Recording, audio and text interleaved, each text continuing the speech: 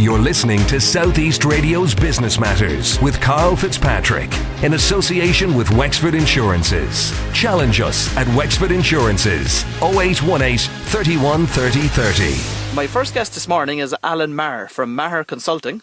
Alan, you might start by telling me a bit about your own background, please. I left school in 1987 and started working for Pettit's in retail, and eventually worked my way up along the ladder to be a retail manager. And from there then I went to work as a retail instructor with the National Training and Development Institute, and then went on and did a couple of years corporate sales, advertising, selling here in Southeast Radio.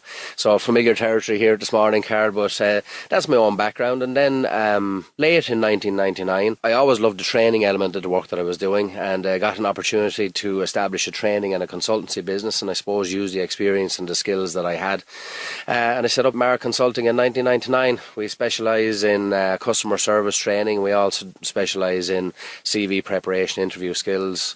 We do some work with Wexford County Enterprise Board, Wexford Local Development as a business mentor and business trainer. The reason I've asked you to come in this morning to speak to our listeners is about the entire area of customer service. I suppose to start that ball rolling, what are your own thoughts on the level of customer service from businesses across County Wexford? Maybe my own thoughts are not where we should start on this, Karl. It's kind of what's actually happening out there. And some of the surveys that you would see would say that the level of service that customers experience now is probably worse than it was 20 years ago. I don't know whether that's right or wrong, but I would definitely think that companies could put more time and more effort into customer service, because it's a really, really key area which I feel sometimes gets overlooked, particularly in the current climate where there are so many other concerns, and there's all about cutting costs and all the various areas that you have to be looking at when you're starting a business, and sometimes maybe customer service gets a little bit taken for granted, whereas I don't believe that that's the way it should be. It actually should be more important, and it should be something that companies work really, really hard on, because it's the cheapest form of marketing. It's the most effective way of keeping your business up and running. And I suppose at the end of the day, if you look after your customers, the customers look after everything else. Do you think that customer expectations have increased by much over the last number of years? Well, I would think so, and I think it's probably why some of these surveys would say that the level of service experienced by some people, they say, is worse. I think customers expect more now, and rightly so. But, where the expectations are high, well, then the service has got to meet that expectation, So we've got to really kind of exceed customers' expectations in order to give the level of service that makes a difference in a business and that keeps bringing customers back through businesses' doors. And that's the important bit. It's not about kind of getting it right now and again. It's about doing it consistently to a level that brings people back time and time again. And that level of service is a high level, and it needs work, it needs effort, it needs a focus. And I suppose from a leadership point of view, it needs to start from the top in any business. What's involved in developing a customer service policy within a business? Well, I think firstly, it really needs to come from the top. It's more, I would say to companies, it's not about doing a customer care training program for, 2 or 3 hours on an afternoon with a company and then say customer service is doing, we've done what we need to do with customer service in the business. It really starts from the top, and the word I kind of try to use with companies when I'm talking to them about customer care is developing a culture of customer care, where the customer comes very much central to all the policies and all the procedures within the business. So there's leadership, there's training, and there's, I suppose, developing that kind of emphasis on customer service and how important it is. I mean, customers are, they're the main thing in any of our businesses. If we're not serving our customers, well, then we're missing the point of what we're in business for in the first place, really. How important is communication skills within a business environment in that regard? Absolutely massive, and it's always the starting point for me in terms of how people communicate, both as individuals and how a company communicates with its customers.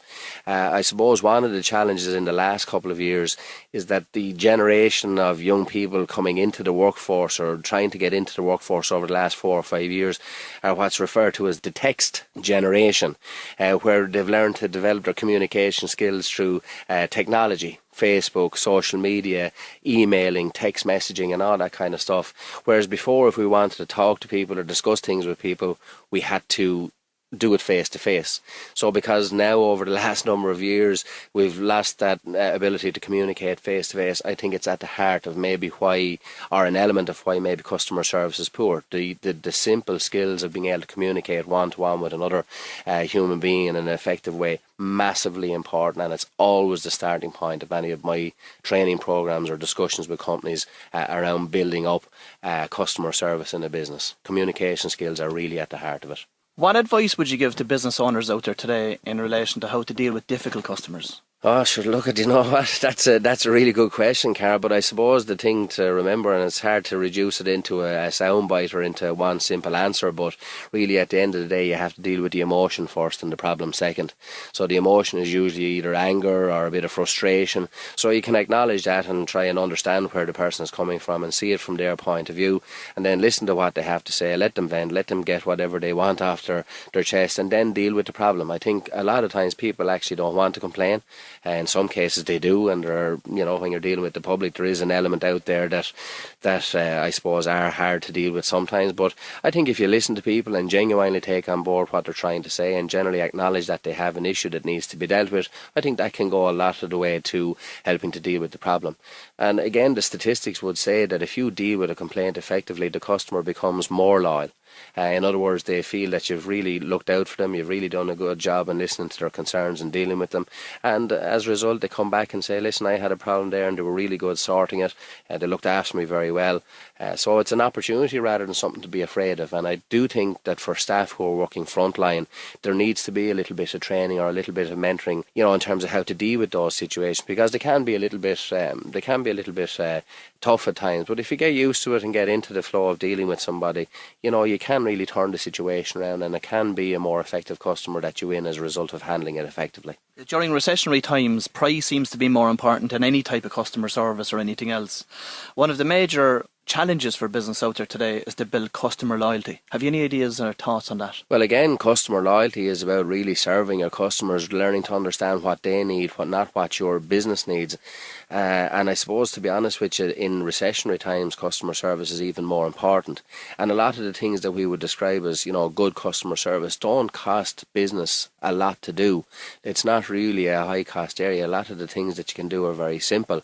Again, it's about a customer awareness, knowing the long-term value of a customer. Losing a customer is more than just the money that they bring with them directly. There's a lot of other associated costs. And I really just feel that in current times you can cut to a point where you're cutting service as well. I think at the end of the day, even in the current climate, yes, cost and value and price is hugely important, but lots of places are kind of being very competitive now in terms of cost and price. So how else do you make yourself different? If your price is the same as everybody else's, what else then is different? And I think it's an area where businesses can really look at in terms of the level of service that they offer to people coming through the door. Where does customer service start and finish? Customer service starts long before the customer even walks in a door or even rings a business, or whatever way they make their initial contact. Everything a customer sees or experience about a business, even it could be a delivery van. Customer service is anything really, in my opinion, that makes an impression on a customer. So a dirty delivery van, a van driven erratically, those to me are issues that have an impact on the customer, therefore they're service issues. In terms of retail-based business, when the customer is walking up to a business, they can see it. So first impressions, when they walk through the door, a hello, a greeting is absolutely vital. They actually say that a customer that is greeted as they walk through the door is much more likely to buy something than somebody who is not.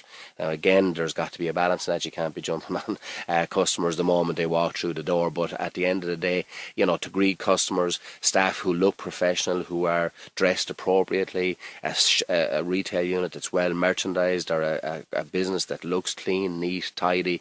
So really first impressions. Then there's a whole thing that they call, not to get too technical now or anything, Karl, but there's a whole thing called a service cycle. So that's everywhere where the customer experiences during their visit to that business. It could be everything from parking outside, a hello, merchandise stock, the helpfulness and the knowledge of the staff members involved, how they're treated at the till, how they receive their change into their hand, how stuff is put into a bag, how they're spoken to at the end of the transaction, right through to after sale service. What happens after the sale is transacted. Is there a need for any more contact with the customer? Some businesses that is appropriate, some it's maybe not as appropriate, but still it's important. So it's a whole cycle, and it's called the customer service cycle, and really every business has a different cycle of customers through it. So it's everywhere from how the phone is answered, how people are greeted, right through every single step of the way while that customer is doing business with your company, right down to accounts, invoicing, everything counts. So what you're saying is that there's an element of customer service in every aspect of the business itself. Absolutely. Anything that has an impact on the customer, to me, is a service issue, whether that's how a place looks, right through to how a staff member speaks and addresses, the knowledgeability of staff and their product knowledge and their expertise, right through to simple stuff like whether they put their change into your hand or put it down on the counter as you put your hand out and put it beside you, So simple things can make a difference, bigger things can make a difference. Very often in customer service, it's the simple things done well make a huge difference. It's not big cost stuff, it's not big fancy shops make a difference. It's about really, really true and good quality customer service where a customer walks out and goes, wow, that was good. That was really, really professional. They were really good to deal with. And that's worth money to a business, because at that stage, your customers are doing your marketing for you. Well, Alan, we'll have to leave it there. Many thanks for coming in this morning, and I wish you continued success with Maher Consulting. You're listening to Southeast Radio's Business Matters with Karl Fitzpatrick in association with Wexford Insurances. Think Wexford Insurances for your business insurance.